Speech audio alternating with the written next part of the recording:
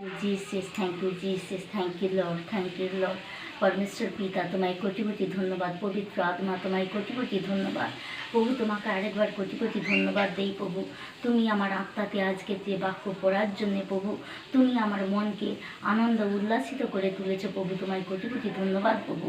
প্রভু পবিত্র আত্মা, আজকে আমার কি বাক্যের প্রয়োজন তুমি আমার অন্তরে এসো প্রভু। তুমি আমাকে সেই বাক্য পড়ার জন্য সাহায্য করো।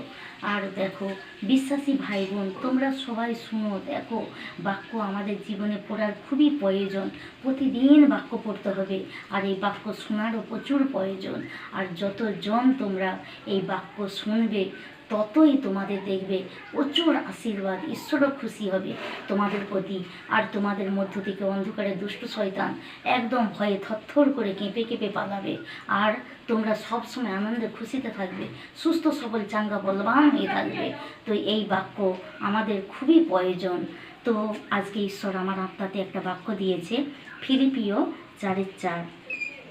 প্রভু এখানে বলেছে, তোমরা প্রভুতে সর্বদাই আনন্দ করো। পুনরায় বলিব, আনন্দ করো। তোমাদের শান্তভাব মনুষ্য মাত্রের বিদিত হোক। প্রভু নিকটবর্তী, কোনো বিষয়ে ভাবিত হইও না, কিন্তু সর্ব বিষয়ে প্রার্থনা ও বিনতি দ্বারা ধন্যবাদ সহকারে তোমাদের যাত্রা সকল ঈশ্বরকে জ্ঞাত করো। তাহাতে সমস্ত চিন্তার অতীত যে ঈশ্বরের শান্তি, তাহা তোমাদের হৃদয় ও মন খ্রিস্ট যিশুতেই রক্ষা করিবে। আমেন।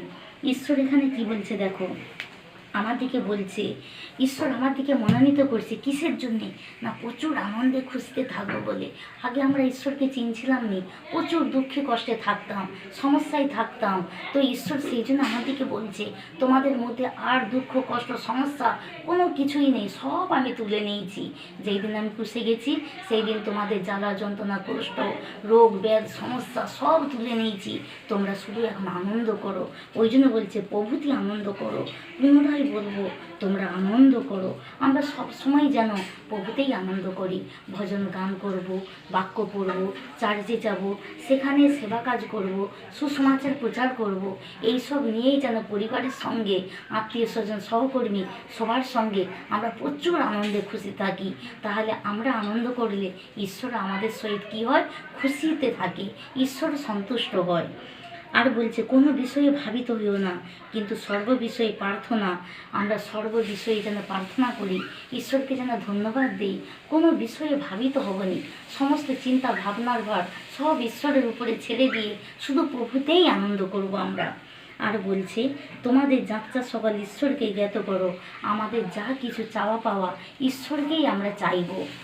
আমাদের যা কিছু প্রয়োজন প্রভু, তুমি তো আমাদের মধ্যে আছো, তুমি আমাদের নিকটবর্তী, তুমি আমাদের অন্তরে আছো, তুমি আমাদের সব কিছু দেখতে পাচ্ছ, তুমি আমাদের সবই বুঝতে পারো।